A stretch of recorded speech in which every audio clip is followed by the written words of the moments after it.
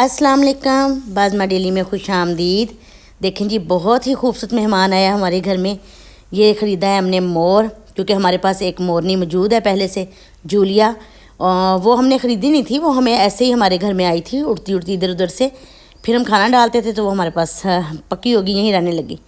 तो हमने कहा चलें, वो अकेली है तो उसके साथ एक पेयर बना लेते हैं, उसके साथ तो दोनों खुश रहेंगे। तो हमने जी ये एक मोर ख़रीदा है। तो हमें कमेंट बॉक्स में बताएं कि आपको पसंद आया है, किस तरह का है ये, इसकी कौन सी नस्ल है। इसी नस्ल की हमारी मोरनी है। और फिर मैं आपको बताऊंगी कि इसकी प्राइस क्या है, कितने में हमने ये ख़रीदा है। और इसको हमने हल्की सी रस्सी डाली है। हमारा मकसद इसको बांधना नहीं है। हमें जहाँ से हमने लिया है उन्होंने भी यही कहा है कि जी ये जो है ऐसे ही घर में पालतू है तो इसको बांधने की ज़रूरत नहीं पड़ती। लेकिन हमें डर है, हमने हल्की सी रस्सी डाल दी है इसकी टांगों में ताकि ये भाग ना जाए, तो उड़े ना कहीं, एहतियातन। तो कल तक इंशाल्लाह निकाल देंगे ताकि इसका डर खौफ पहले ख़त्म हो जाए, फिर निकाल देंगे।